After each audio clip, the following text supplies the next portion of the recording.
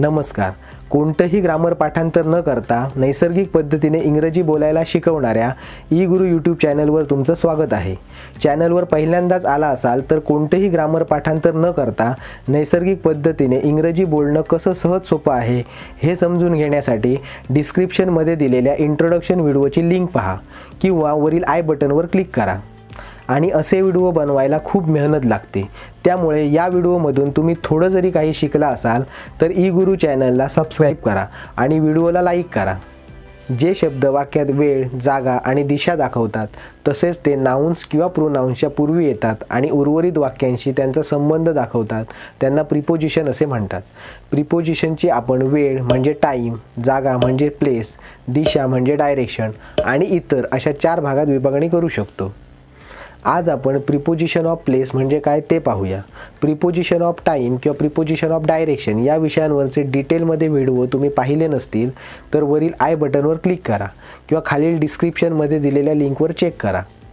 ज्या शब्दांमुळे नाउन्स किंवा प्रोनाउन्सची नेमकी जागा कळते त्या शब्दांना प्रिपोजिशन ऑफ प्लेस असे म्हणतात.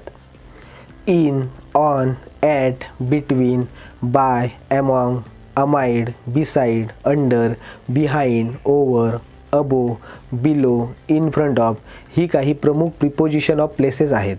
यापैकी इन, ऑन आणि ॲट ही प्रिपोजिशन्स प्रिपोजिशन ऑफ टाईमप्रमाणेच प्रिपोजिशन ऑफ प्लेस म्हणूनही वापरली जातात. आता आपण या सर्वांचा अर्थ आणि ती केव्हा वापरली जातात ते पाहूया. इन प्रोपोजिशन ऑफ प्लेसमध्ये इनचा अर्थ मध्ये असा होतो, जसं की I am growing tomatoes in my garden म्हणजे मी माझ्या बागेमध्ये टोमॅटो उगवत आहे. पुढील प्रिपोजिशन आहे ऑन. प्रिपोजिशन ऑफ प्लेसमध्ये ऑनचा अर्थ वर होतो, जसं की the author's name is on the cover of the book म्हणजे पुस्तकाच्या मुखपृष्ठावर लेखकाचे नाव आहे. पुढील प्रिपोजिशन आहे ॲट. प्रिपोजिशन ऑफ प्लेसमध्ये ॲटचा अर्थ च्या किंवा ला असा होतो, जसं की the shop is at the end of the street म्हणजे दुकान रस्त्याच्या शेवटी आहे. पुढील प्रिपोजिशन आहे बिटवीन. प्रिपोजिशन ऑफ प्लेसमध्ये बिटवीनचा अर्थ यांच्यामध्ये असा होतो, जसं की there are mountains between India and Pakistan म्हणजे भारत आणि पाकिस्तान यांच्यामध्ये पर्वत आहेत.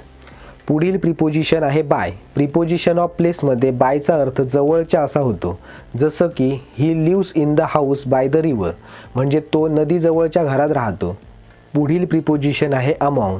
प्रिपोजिशन ऑफ प्लेसमध्ये अमॉंगचा अर्थ मध्ये असा होतो, जसं की I like being among people म्हणजे मला लोकांमध्ये राहायला आवडते. पुढील प्रिपोजिशन आहे अंडर. प्रिपोजिशन ऑफ प्लेसमध्ये अंडरचा अर्थ च्या खाली असा होतो, जसं की the dog is under the bone म्हणजे कुत्रा हाडाच्या खाली आहे. पुढील प्रिपोजिशन आहे बिहाइंड.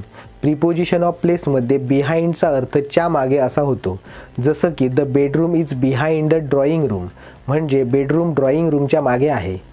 पुढील प्रिपोजिशन आहे ओव्हर. प्रिपोजिशन ऑफ प्लेसमध्ये ओव्हरचा अर्थ च्यावर असा होतो, जसं की she put a blanket over the sleeping child म्हणजे तिने झोपलेल्या मुलावर ब्लँकेट टाकली.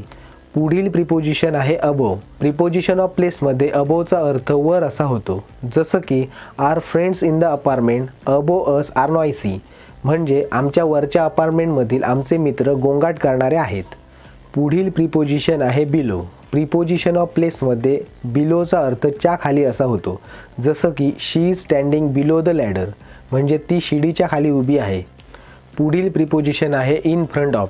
प्रिपोजिशन ऑफ प्लेसमध्ये इन फ्रंट ऑफचा अर्थ च्या समोर असा होतो, जसं की he is in front of his computer म्हणजे तो त्याच्या संगणकासमोर आहे. या व्हिडिओमध्ये तुम्हाला प्रिपोजिशन ऑफ प्लेस याविषयी जी कन्सेप्ट मी शिकवली आहे ती कॉमन आणि नॉर्मल आहे.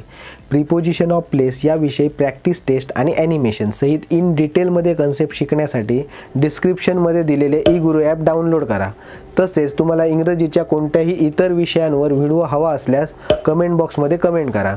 आणि सुरुवातीला सांगितल्याप्रमाणे असे व्हिडिओ बनवायला खूप मेहनत लागते. त्यामुळे या व्हिडिओमधून तुम्ही थोडं जरी काही शिकला असाल तर ई गुरु चॅनलला सबस्क्राईब करा आणि व्हिडिओला लाईक करा.